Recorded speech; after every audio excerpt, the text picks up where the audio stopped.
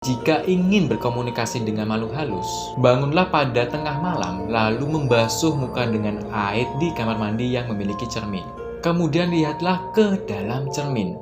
Halo lurku semua, bertemu lagi dengan saya Mas Pur di channel Mas Pur. Oke, di video kali ini saya akan menceritakan tentang bagaimana cara berkomunikasi dengan setan.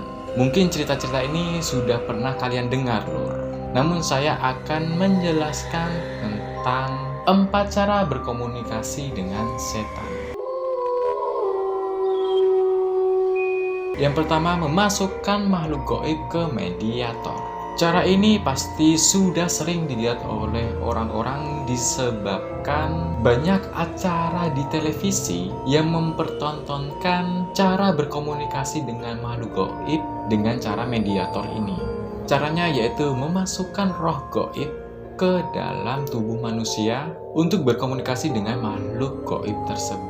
Nah, orang yang dirasuki oleh roh gaib itu disebut dengan mediator lor.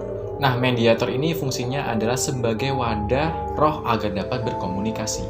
Sebab roh membutuhkan jasad hidup untuk berkomunikasi dengan orang-orang sekitar lor.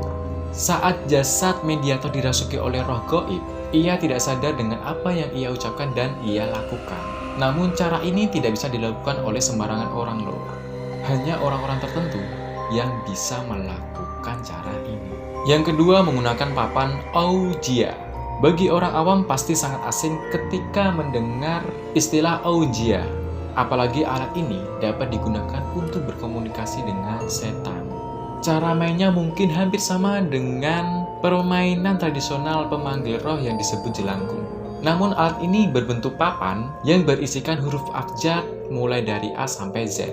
Untuk Ouija sendiri memainkannya yaitu benda-benda atau papan Ouija akan bergerak dengan menunjuk ke arah abjad hingga membentuk sebuah pesan yang ingin disampaikan atau yang ditanyakan oleh si pemanggil arwah.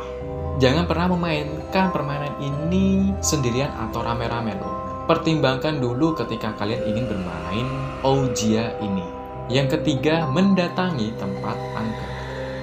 Khusus bagi yang bermental pemberani dan memiliki kemampuan spiritual yang matang dapat langsung mendatangi tempat-tempat yang dianggap sebagai rumahnya makhluk halus. Seperti rumah kosong ataupun lokasi kecelakaan maut. Dengan begitu, diyakini roh-roh yang tinggal di area itu akan menampakkan dirinya dan bersedia diajak berkomunikasi. Cara ini dianggap paling ekstrim dikarenakan bukan saja keberanian yang menjadi taruhannya loh, namun juga keselamatan dari si pemanggil arwah juga rentan terancam.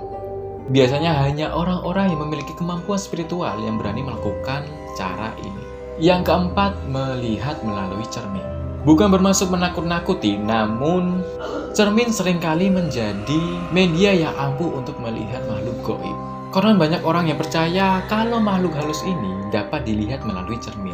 Seperti di cerita film-film horor, si hantu sering tiba-tiba terlihat di dalam cermin. Namun ketika kita menengok ke arahnya, maka tidak ada apapun yang kita lihat. Ada sebagian yang percaya jika ingin berkomunikasi dengan makhluk halus, bangunlah pada tengah malam lalu membasuh muka dengan air di kamar mandi yang memiliki cermin. Kemudian lihatlah ke dalam cermin.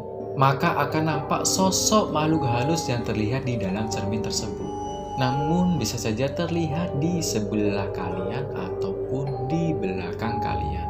Nah, itu tadi 4 cara berkomunikasi dengan makhluk halus. Untuk kalian semua yang belum memiliki mental dan kemampuan spiritual, mohon jangan mencoba cara ini.